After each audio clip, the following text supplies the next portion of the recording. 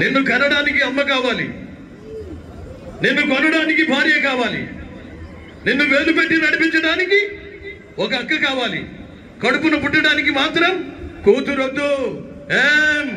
ఆడుతంటే అవసరం కాదురా, ఆడుతంటే ధైర్యం.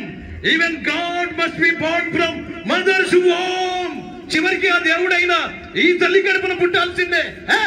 Bloody human life.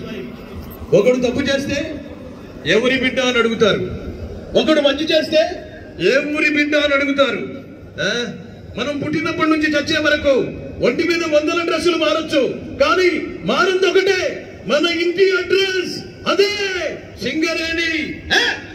చెప్పండి వాడికి. అద్భుతమైన డైలాగ్ బాలకృష్ణ గారు కష్టపడి చెప్పారు. బాగుందనంట, బాగాలేదన్నట్టు. ఎందుకంటే నేను అనుకోనా అయితే ఓకే. చెరుకు తోటలో లగెత్తుకొచ్చా లభజనక ఎందుక సావిత్రి. ఈ డైలాగ్ ని, బాలకృష్ణ గారి డైలాగ్ ని ఇప్పుడు వచ్చిన యువ హీరోలు చెప్తే ఎలా ఉంటుంది తర్వాత చెప్పడానికి ముందు ఇంకొక 2-3 వాయిస్లు మీకు వినిపిస్తాను. ఆ వాయిస్లలో ఒకటి చంద్రబాబు నాయుడు గారు, 2 జగన్ గారు. చాలా మంది అడుగుతున్నారు మా రేవంత్ అన్న వాయిస్ చేయమని.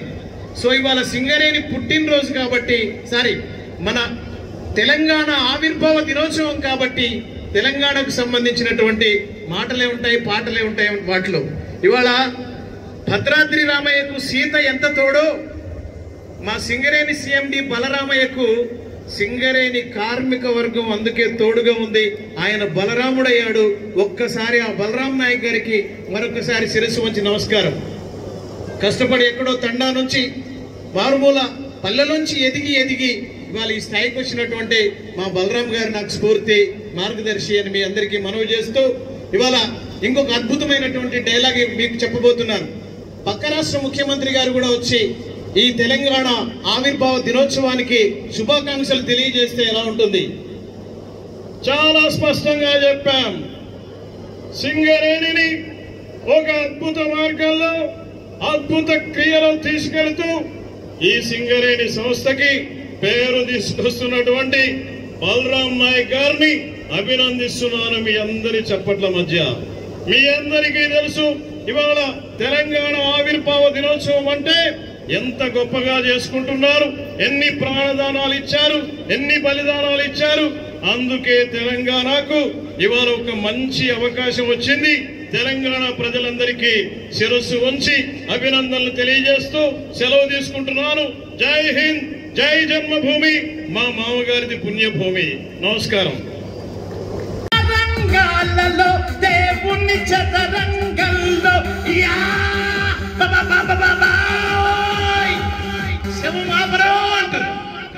ఎవ్వడు వినలే. కిలోమీటర్ దూరం దాకా అరిచింది, ఎవ్వరు వినలే. ఈ పాట ఇలా పోతూనే ఉంది డీజేలో. ఆ శవం దూకి ఇంటికి వెళ్ళిపోయింది. మోసే 4 శ్మశానానికి వెళ్ళిపోయారు. అందుకే జాగ్రత్త డీజేల దగ్గర కూర్చున్నప్పుడు అని చెప్పటం. చప్పట్లు రావట్లేదు? బాలేదండి చెప్పండి. సిరిగాటలు వెళ్ళిపోతాం. ఇంకా 2-3 వాయిస్లు మీకు వినిపిస్తాను. మా సాంబశివరావు గారు సాఫ్ట్వేర్ ఇంజనీర్ల గురించి అద్భుతంగా మాట్లాడారు శాసనసభలో. ఒక కష్టపడి పనిచేసినటువంటి సాఫ్ట్వేర్ ఇంజనీర్లకు సంబంధించినటువంటి కష్టాలు మనం చూసాం. ఇవాళ సింగరేణిలో కూడా కష్టపడి కార్మికులందరూ ఉత్పత్తి సాధిస్తేనే ఇంత దాకా వచ్చాం మనం. కమ్యూనిస్టు పార్టీలుగా వారి పోరాటాలకు మద్దతు ఇచ్చి, వారి సమస్యల పట్ల, పోరాటాల పట్ల మేమందరం మీ మధ్య ఉంటాం, మేము ముందుంటాం. ఒకసారి ఈ డైలాగ్ నచ్చినా నచ్చకపోయినా రమేష్కి ఒకసారి చప్పట్లు కొట్టమని మీ అందరికీ కోరుతాం. ఇచ్చారు, చప్పట్లు ఇచ్చారు, పర్లేదు సార్. నేను ముందే చెప్పే వాళ్ళకి మీ డైలాగ్ చెప్తాను. So nice. అలాగే ఇందాక ఎవరో బాలకృష్ణ అరిస్తే ఎవరు అరవలేదు కదా, డైలాగ్ కలుస్తారా? ఒక డైలాగ్ బాలకృష్ణ గారు చెప్తారు. అదేంటంటే 2-3 డైలాగ్స్ మీకు చెప్తాను. నిజంగా ఇవాళ తెలంగాణను చూస్తూ ఉంటే నాన్నే గుర్తుకొస్తున్నాడు అని చెప్పి సందర్భంగా మనం చేస్తా ఉన్నాం. ఇంతమంది త్యాగాలు, ఇంతమంది బలిదానాలు, ఇవన్నీ కూడా తెలంగాణ సాధనకు మార్గాలు అయ్యాయని చెప్పి సందర్భంగా మీకు మనం చేస్తూ 1.5 సంవత్సరం కళ్ళు మూసుకున్నాం. ఇంకా 3.5 సంవత్సరాలు కళ్ళు మూసుకుంటే మళ్ళీ ఆయనే వచ్చేటట్టున్నాడు. నమస్తే బాబు, నమస్తే నమస్తే. Thank you so much sir. సరిపోయిందా సార్? ముగించమంటారా సార్? ఏమన్నా మల్లాం గారు ఒక హనుమంతరావు గారు చెప్పి ముగిస్తా. వి హనుమంతరావు గారు మీ అందరికీ తెలుసు.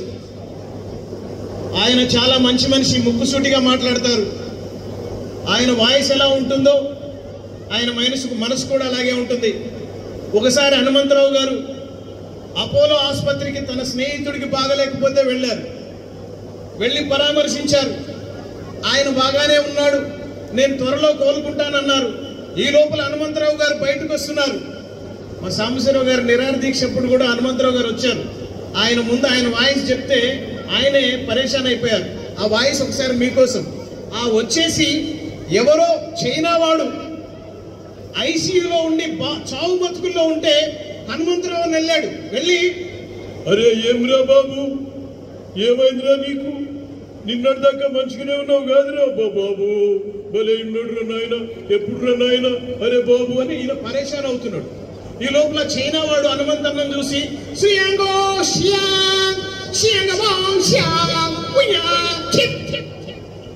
హనుమంతరావు నాకు అర్థం కాలే.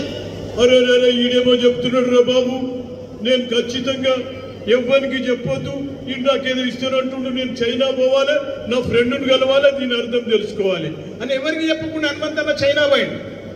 చైనా పోయేసరికి చైనాలో మిత్రుడు ఉన్నాడు.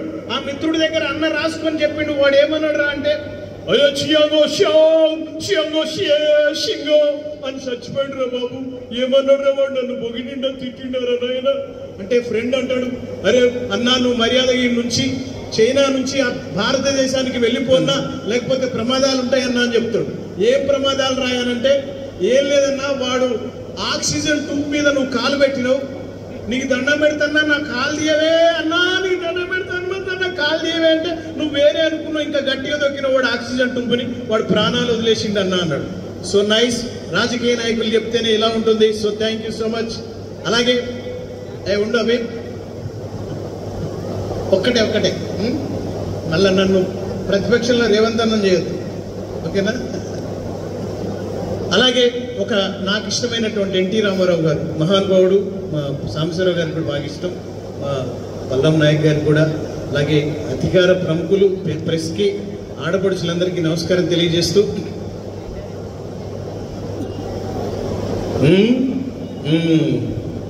రాచరికమా అర్హతను నిర్ణయించున్నది.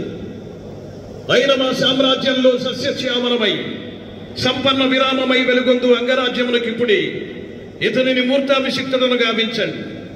సోదర దుశ్శాసన, అనర్గ నవరత్న శక్తి కిరీటమును వేగముగా తెమ్ము. మామా గాంధార సార్వభౌమ, సురుచిర మణిమయ సువర్ణ మండిత సింహాసనం తెప్పిప్పుడు. పరిజనులారా, పుణ్య భాగీరథి నదీద్వయములనందుకొనుడు. కళ్యాణ భక్తులారా, మంగళ సూర్యారోములు సుస్వరముగా మ్రోగనిండు. కించిత్ మధుపానాసక్తమైన మా చిత్తభ్రమ సముచిత సంతృప్త స్వాంతుడగు ఈ కురు భూభ్రాంతుడిని సంభావన సంభాషణ భూషణములచే ఈ సభాభవనము ధన్యము ధన్యము. అతుంచది నిర్మాణ చాతుర్యతుడను ఓ మయ బ్రహ్మ, నీ శిల్ప చాతుర్య మధురిమ ఆ బ్రహ్మకు గాని విశ్వ బ్రహ్మకు గాని లేదు లేదు లేదు. Thank you.